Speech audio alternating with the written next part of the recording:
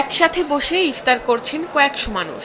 100-200 নয়, প্রতিদিন এখানে বিনামূল্যে ইফতার করেন 700 রোজাদার।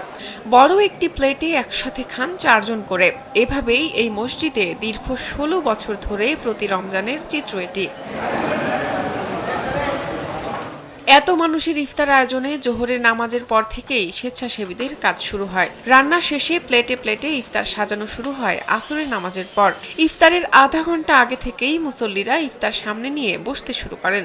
মুসল্লিদের হাতে হাতে ইফতারির প্লেট তুলে দেন মসজিদের খাদেম ও স্বেচ্ছাসেবকেরা।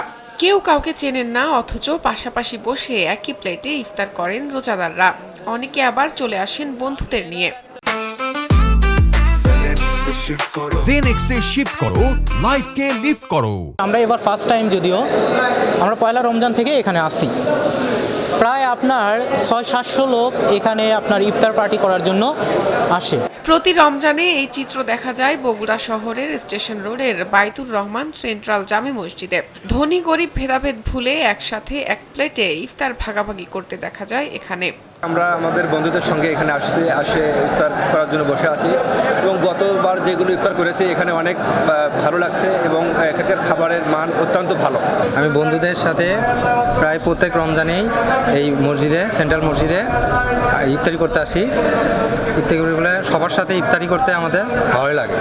জানা গেছে প্রতিদিন সোয়ামন সুগন্ধি চাল এবং 10 থেকে 15 কেজি গরুর মাংসের বিরিয়ানি রান্না করা হয়।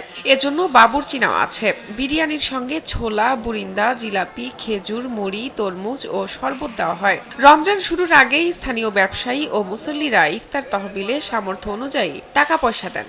এখানে শত শত মানুষের ইফতারের আয়োজন করা হয়। এইখানে আগত রোগী, চিকিৎসা সেবা নিতে আগ্রহী যারা বগুড়াতে আসেন, তারাই এখানে ইনস্ট্যান্ট ইফতারের আয়োজন হয় অত্যন্ত সুশৃঙ্খলভাবে।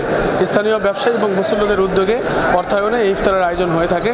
জানা গেছে মসজিদ কমিটির যুগ্ম সাধারণ সম্পাদক মুকুল হোসেনের উদ্যোগেই 2008 সালে শুরু হয় এই ইফতার মাহফিল। এরপর থেকে প্রতি বছরই করা হচ্ছে আয়োজন। 2008 থেকে নিয়ে 2025 পর্যন্ত আমরা ইফতার মাহফিল চলতেছে। এখানে প্রতিদিন 700 থেকে 800 লোক ইফতারি করে এবং এখানে খুব সুষ্ঠুভাবে স্বাস্থ্যসম্মত খানা তৈরি করি। মানুষ সবাই ইফতার এখানে করে, দোয়া করে। আমরা সবাই এটা করতেছি পরকালের আশায়, সওয়াবের আশায়। এলাকাবাসী চান এই উদ্যোগ যেন এত বছরের মতো আগামীতেও আয়োজন করা হয়। শাহনাজ পারভিন, কালবেলা।